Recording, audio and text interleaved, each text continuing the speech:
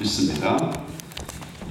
하나님 우리 아버지, 이렇게 아름다운 시간에 주께서 저희를 불러주시고 참으로 영광스러운 예배드리게 하시고 주께서 함께 교제하는 참으로 주의 그 임재를 모두가 체험하고 성령과 진리가 충만한 시간 되게 하옵소서. 예수님의 이름으로 기도했습니다. 아멘. 시편 23편, 참 우리가 너무나 잘 아는 그런 유명한 시편이죠. 그래서 어떤 사람이 시편 23편이 우리 인생의 눈물을 닦아주는 손수건이다.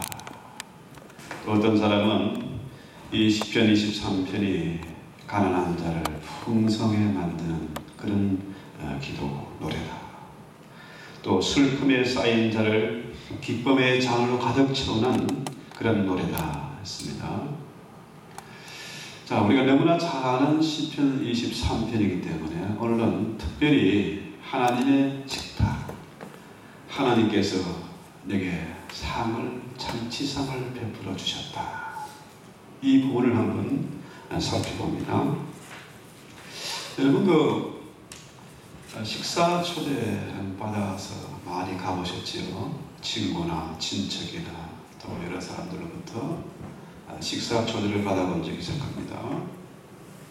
식당에서의 식사가 아니고 집에 가서 식사할 때에 어떻습니까?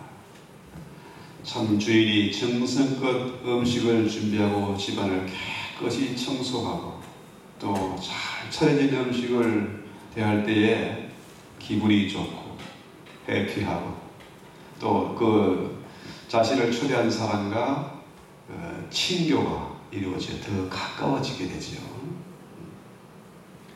반대로 그 집에 갔더니 이게 집안이 청소가 안 되고 베큐움도 안 되고 그냥 냄새도 나고 지저분하고 하면 어떻습니까? 거기다가 음식마저 별로고 맛이 없고 또 내가 좋아하는 음식이 아니고 또 주인마저 불친절하면은 이거 정말 괜히 같다 이거. 시간만 낭비했다. 기분이 안 좋죠. 반대로 여러분 손님을 한번 집으로 초대해서 식사 초대해서 한 적이 있죠. 그 경우를 한번 생각해 봅시다. 손님을 초대한다. 그것도 아주 귀한 손님을 초대한다. 그럴 때 뭡니까? 며칠 전부터 무슨 음식을 창문할까 고민하고 또 집안을 깨끗이 구석구석 치우고 가구 배치도 한번 해보고 정말 신경이 보통 쓰이는 게 아닙니다. 그러잖아요? 그러니까 이런 귀한 손님을 초대할 때에 참 그 신경 쓰이는 것이 너무 많고 하지만은 이래서 사람들이 특히 이민 사회에서는요 손님 초대하기가 참 겁이 나. 시간도 그렇고 또 경비도 그렇고 또 자기 집을 공개하기를 꺼려하는 사람들 참 많아요. 아예 대충 밖에서 짜장면 하나 하든지 그냥 차 한잔 마시든지 이렇게 때우는 경우가 많죠. 오늘 우리는 하나님께서 다윗을 당신의 식탁에 초대해서 접대하는 그 장면을 한번 생각해 봅니다.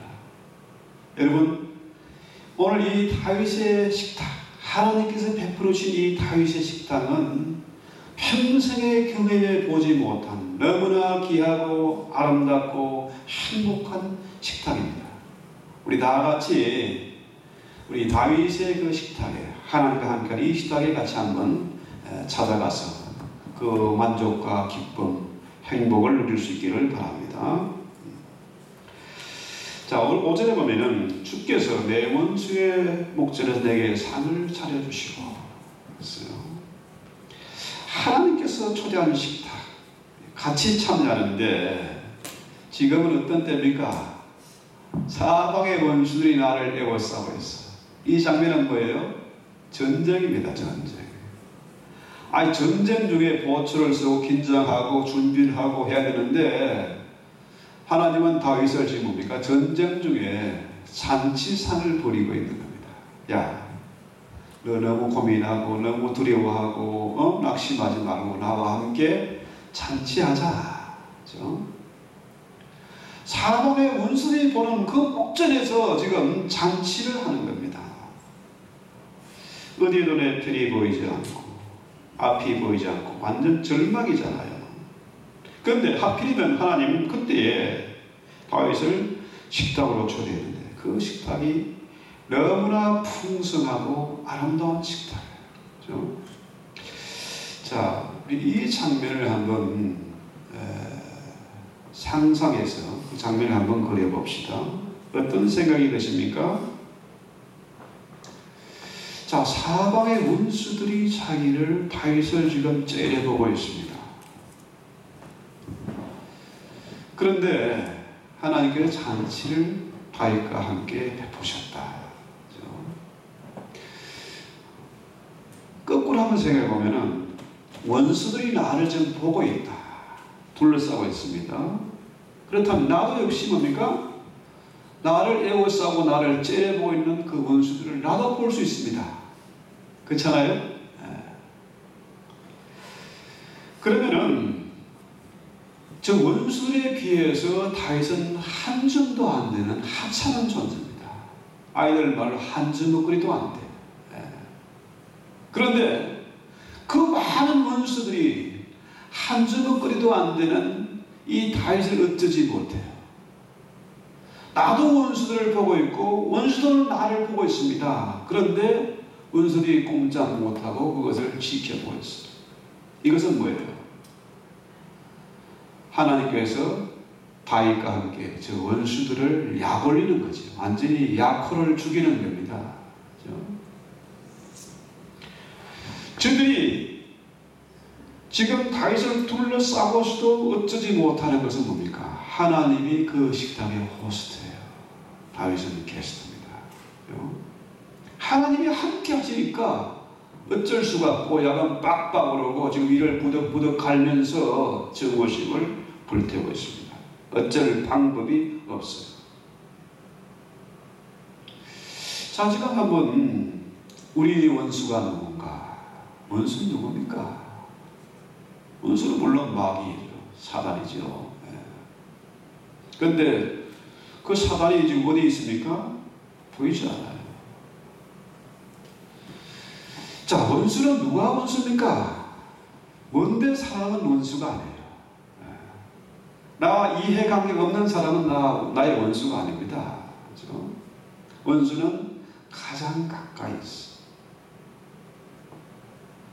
가족일 수도 있고 친구일 수도 있고 나에게 도움을 받은 사람일 수도 있습니다.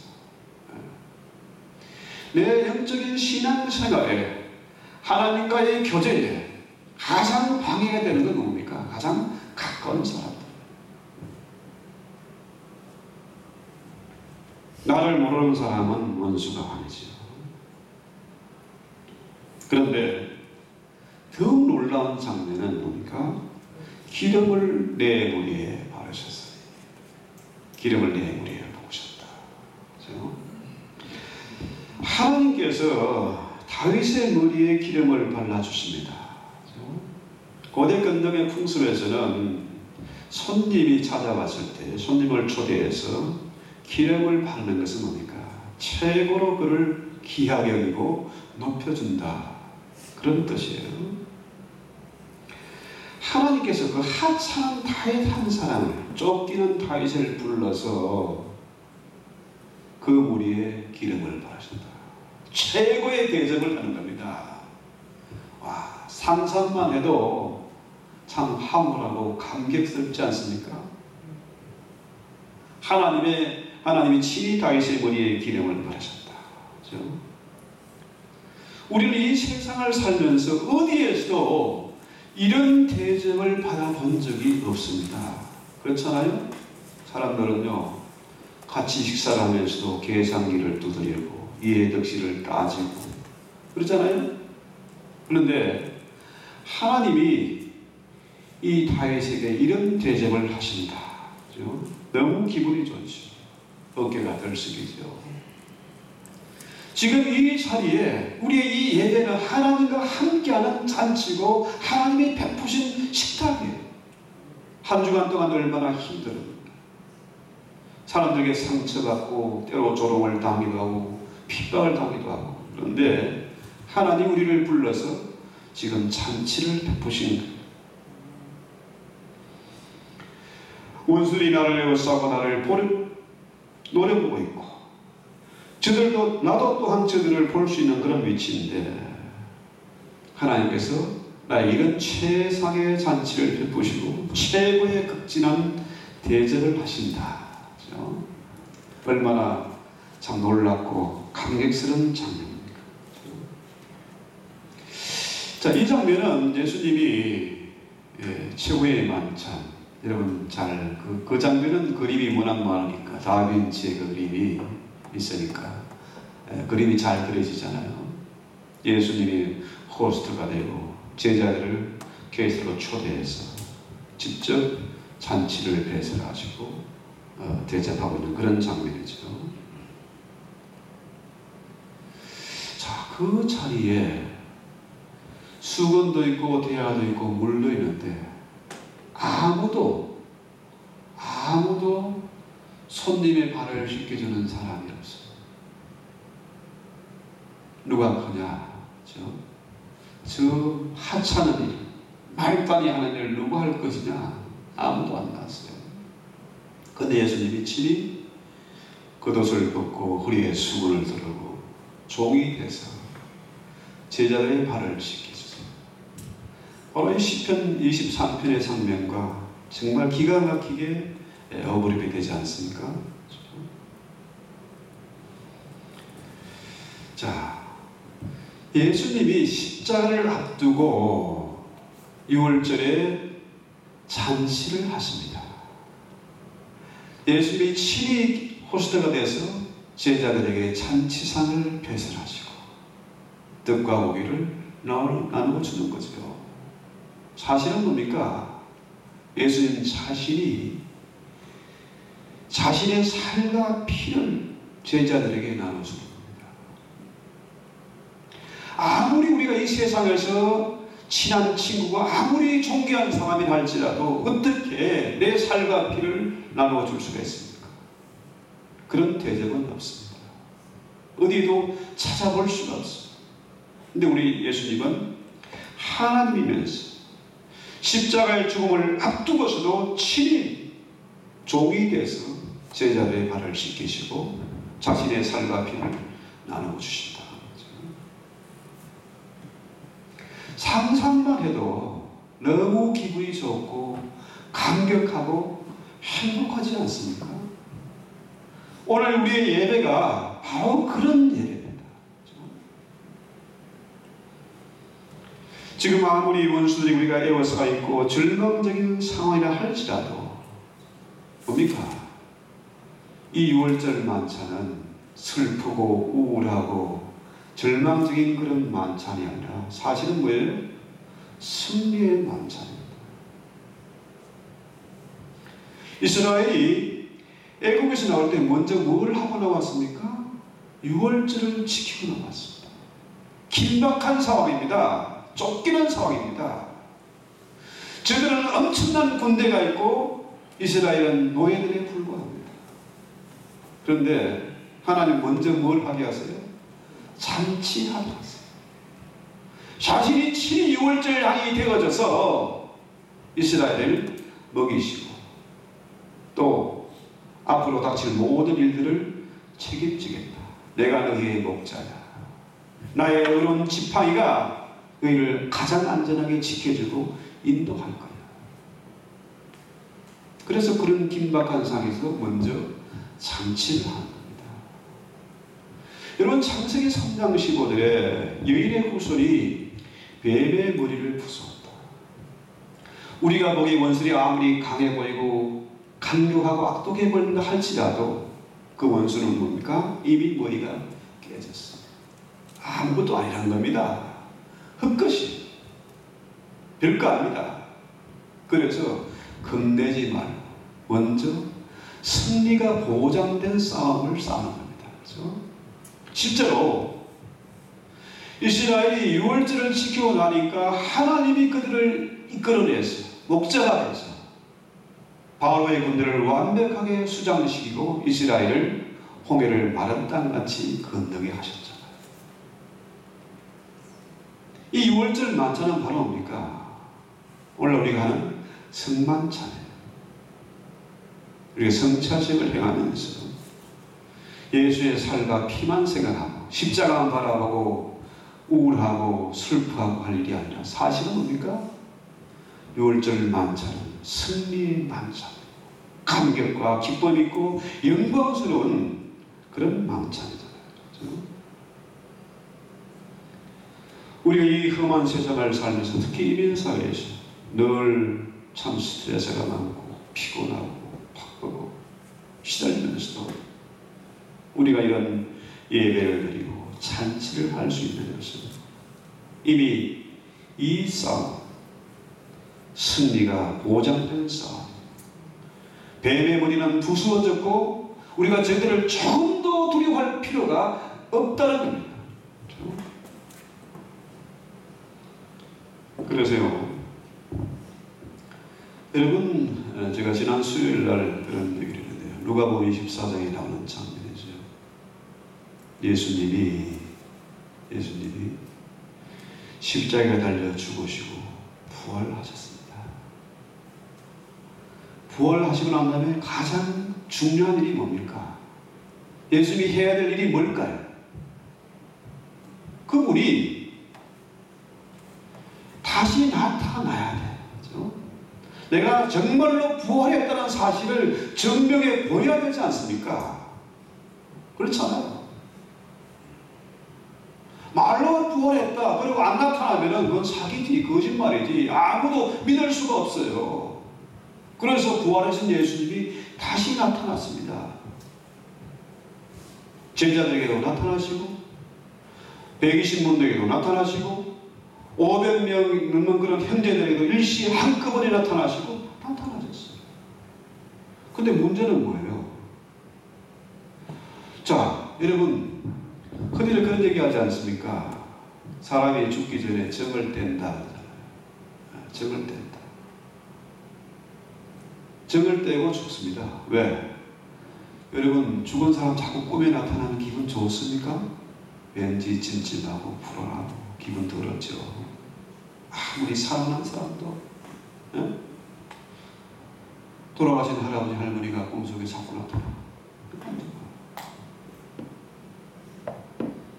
그래서 예수님이 어떻게 해요? 제자에 나타나시는데 처음 나타날 때는 막 두려운 거죠. 두려워요. 무서워서 주님 돌아가시는데 문을 잠고 있는데 갑자기 짠하고 예수님이 나타났어요. 유리창이 깨진 것도 아니고 문이 부서진 것도 아니고 벽이 뚫린 것도 아닌데 예수님이 자기들 앞에 나타나. 무섭지 않습니까? 죽었던 사람이 나타나면 겁나는 거지요. 그 귀신 나타나면은 기절을 하지 않습니까? 네. 그런데 예수님이 어떻게 해요? 도마에게 직접 나 만져봐. 내 손도 만져보고 내 옆구리도 만져봐. 자, 예수님이 말씀하신 겁니까? 영은, 귀신은 살도 없고 뼈도 없는데 나 봐라. 나는 육체로 이 땅에 부활한 것. 다시 살아오신 겁니다. 더구나 야 배고파. 우리 같이 좀 나 먹을 거 좀 주라. 귀신이 여러분 밥 먹는 거 봤습니까? 예수님이 부활하신 예수님이 갑자기 짠 나타나가지고 문도 걸려있고 벽도 멀쩡한데 지붕도 멀쩡한데 나타나서 나 배고프니까 같이 좀 먹자. 식사를 하세요. 그때서야 비로소 제자들이 너무너무 기쁜 거예요. 아, 주님 부활하셨구나. 너무 행복하고 안심이 되는 거죠. 뿐만 아니라 지금 이 장면은 뭡니까? 디베라 바닷가, 갈릴리 바닷가의 제자들이 밤새 고기를 잡다가 한 마리도 못 잡았는데, 그죠? 예수님이 배 오른편에 그물을 던지라. 부활하신 예수님이 나타났습니다. 이제는 무섭지 않아. 그 전에 뭡니까? 부활하신 예수를 만나봤고, 그분이 식사하는 것도 봤고, 그분의 살과 뼈를 한번 만져봤고, 그러니까 어떻게 해요? 이제는 뭐 겁나지 않아요. 이제 친근함을 느낍니다. 그래서 베드로가 군말하지 않고 말씀에 의지해서 그물을 내리겠습니다. 했더니 어떻게 됐어요? 그 엄청난 고기 153마리를 잡았는데 그물이 찢어지지도 않고 그 어마어마한 고기를 잡았는데 배가 가라앉지도 않았어요. 이것이 승찬의 법입니다. 부활하신 예수님과 내가 만나는 승찬의 의미가 바로 이거예요. 예수님이 실제로 부활하셨고 제자에게 나타나셨고 그분이 우리에게 지금도 말씀하시고, 야, 우리 친하게 지내자. 너와 내가 어떤 사이야? 내 살과 피를 먹을 만큼 가까운 사이야. 이 세상 어떤 사람보다 네가 더 존귀한 거야. 그래서 우리 같이 식사하자. 이거잖아요. 그래서 예수님이 직접 떡과 고기를 부어서 제자들에게 서빙을 하세요. 왜? 너무 가까운 사이니까. 너무 사랑하는 사이니까. 이것이 바로 승찬입니다. 승만찬. 십자가만 있으면은 승만찬을 할 수가 없어요. 우리가 매월마다 우리 승찬식을 하지 않습니까?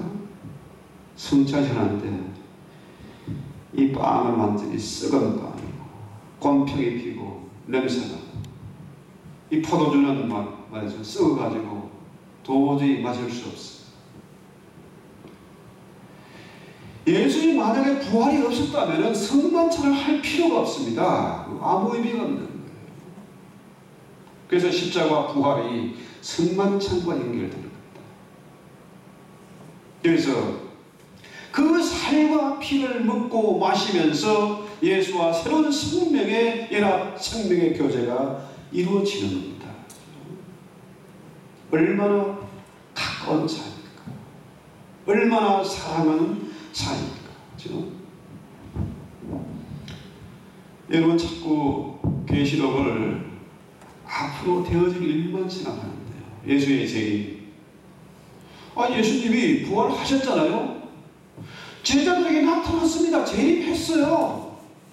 같이 밥도 먹고 고기도 구워 먹고 같이 하셨어요.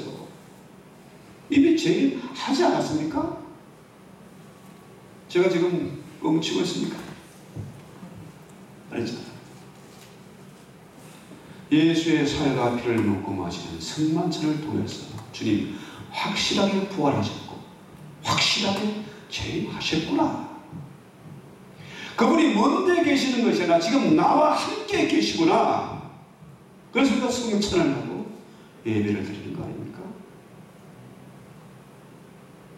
이런 부활의 신앙이 있으면은 우리가 조금도 기죽거나 절망할 필요가 없습니다. 어떤 험한 문제가 부닥쳐온다 할지라도 우리는 기죽을 필요가 없고 그것 때문에 잠 못 이루고 머리가 깨지는 아픔을 겪을 필요가 없는 거죠. 시편 23편 4절에 내가 사망의 음침한 골짜기를 다닐지라도 해를 두려워하지 않을 것은 주께서 나와 함께 하시리라. 주의 지팡이와 막대기가 나를 지켜주셨다. 가장 안전하게 지켜주시고 위로해 주셨다. 그렇죠? 자, 우리가 이 험악한 세상을 살아갑니다. 사람들이 보기에 원수는 얼마나 힘있고 악독하고 광교한지 지혜가 많은지 감당할 수가 없을 것 같아요.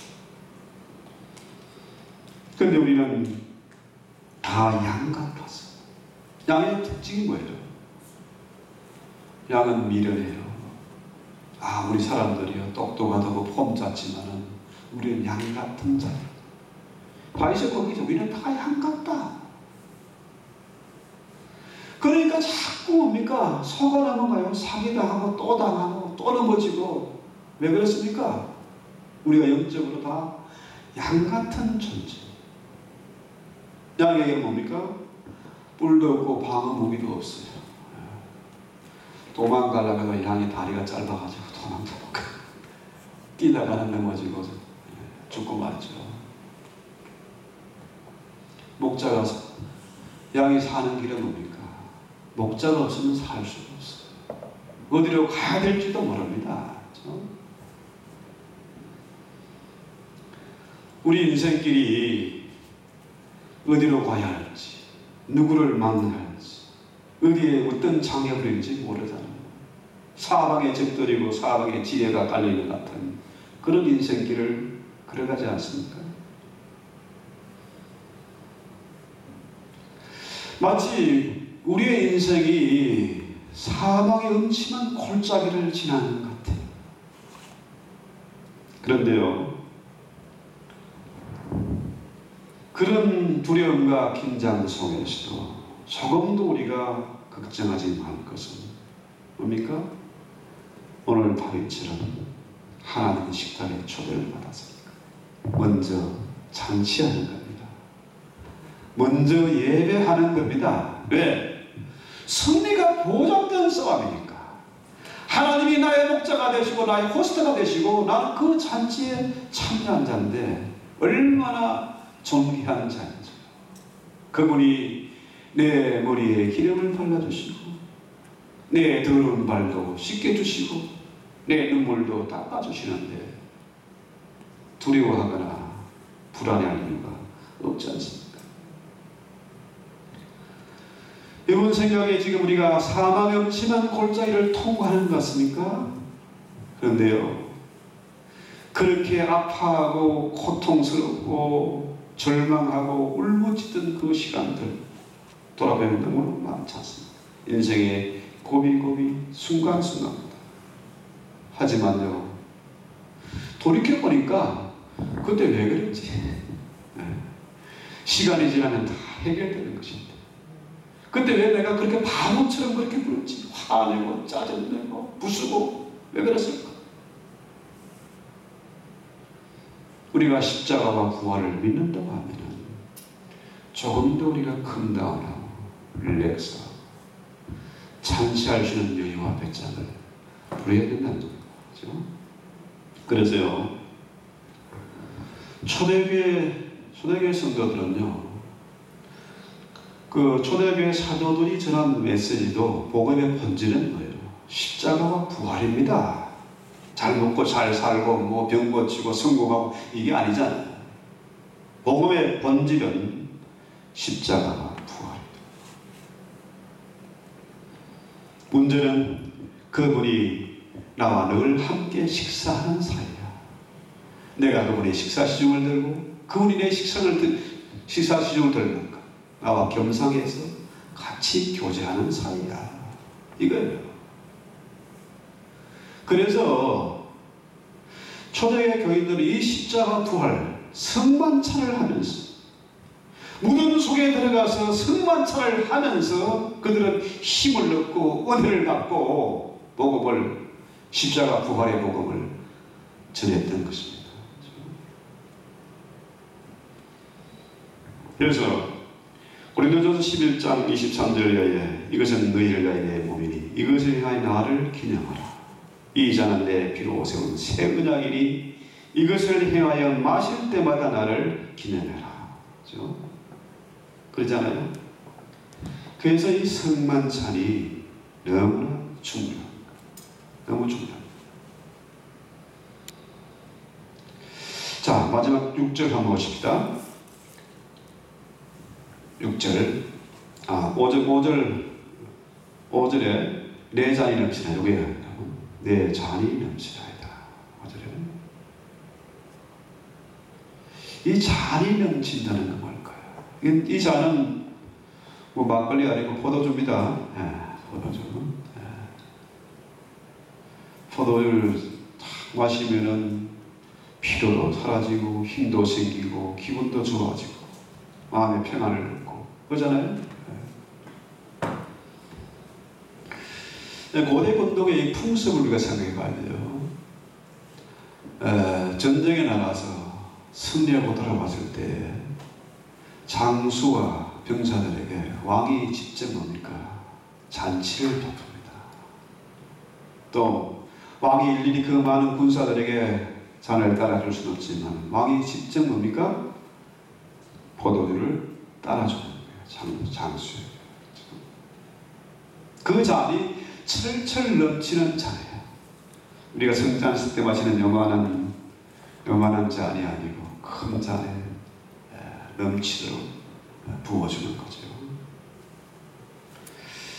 자, 문제는 이 장면을 한번 생각해 볼 때요.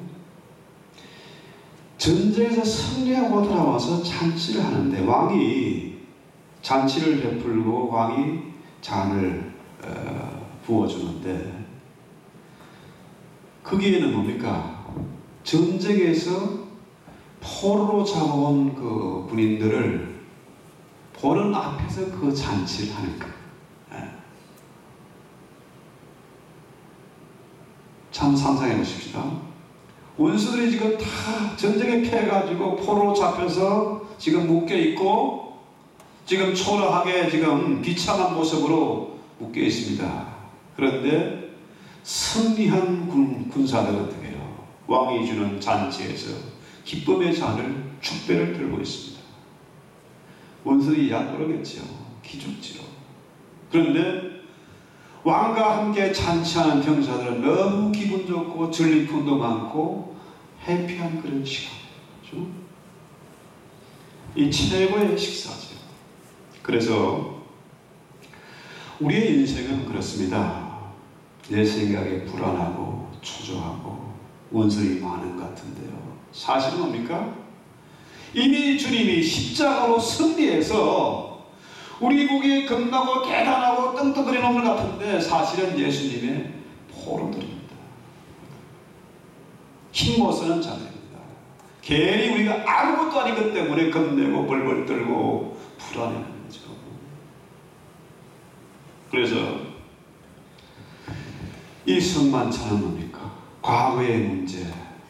이미 예수님이 사망이 넘치는 골짜기를 통과할 때도 내 모든 무거운 짐을 대신 져주시고 제 문제를 해결해 주시고 어렵다고 인정하시고 지금 현재의 문제 우리에게 새로운 생명을 이 성만찬을 통해서 새로운 생명을 주셨어요.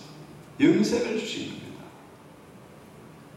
절대로 피할 수 없고 망할 수 없고 죽을 수 없는 영원한 생명을 주셨어요. 그래서 우리가 만족합니다. 행복합니다. 또 6절에 보니까 뭐예요? 6절에 내 평생에 선하신가 인자하시니 반드시 나를 따르니 내가 여호와의 집에 영원히 살리라. 이 성만찬은 뭡니까? 과거와 현재와 미래의 모든 것을 해결해주고 연결해주는 그런 의미가 있습니다. 다윗이 하나님과 함께 잔치를 해보니까 너무너무 행복하고 하나님의 말씀이 진리가 아닌 것이었고 그분의 모든 행하신 것이 너무나 진실하고 의롭고 하니까 어떻게 해요?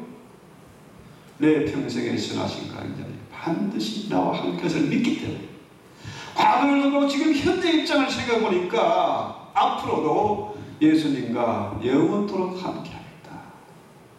하나님의 집을 섬기면서 살겠다. 내 미래가 확실하게 보장되어 있구나. 이거 아닙니까? 그래서요, 이 잔치가 끝나고 그냥 이제 너와 나는 이제 계산 끝났어. 더 이상 볼 거 없어. 굿바이 아니고 뭡니까? 우리는 하나님의 잔치에 참여했으니까 과거와 현재의 일이 모두가 해결받고 만족하니까 앞으로도 영원토록 주님과 함께 하겠다. 이것이 십자가 부활의 의미고 성찬의 의미라는 거죠. 이 엄청난 잔치에 우리 감사하고 기뻐하면서 우리 찬송하고 우리 기도합시다.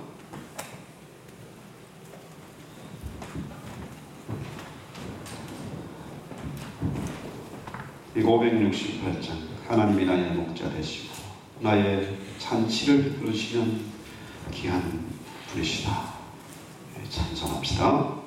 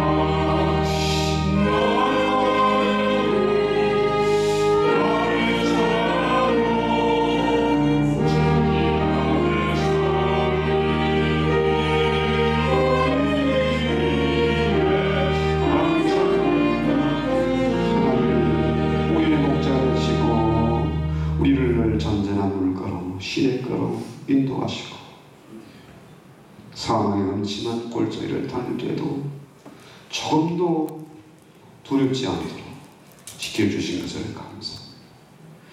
지금까지 내 인생의 모든 문제를 책임져 주시고 하나님이 어렵다고 인정하시고 여기까지 인도하셨습니다. 감사합니다. 우리에게 새로운 생명을 그의 십자가 부활을 통해서 성령을 보내서 우리와 함께 하신 것을 감사합니다. 영원한 생명 주신 것을 감사합니다. 과거와 현재의 문제를 해결해 주신 우리 주님께서 앞으로 닥칠 미래의 문제까지도 영원토록 함께 하시고 책임져 주실 것을 믿기 때문에 우리가 이 험한 세상에도 조금도 기죽거나 두려워하지 말게 하시고 늘 감사하고 찬송하고 주의 베풀어진 잔치에 참여할 수 있는 그런 감격과 기쁨을 늘 누리며 살게 하옵소서. 우리 매 예배가 축제가 되게 하시고 하나님과 함께 식사의 교제를 나눌 수 있는 그런 시간 되게 하옵시고 무엇보다도 우리의 가정의 식탁에서도 이런 감격과 기쁨이 있게 하옵소서. 예수님의 이름으로 기도했습니다. 아멘.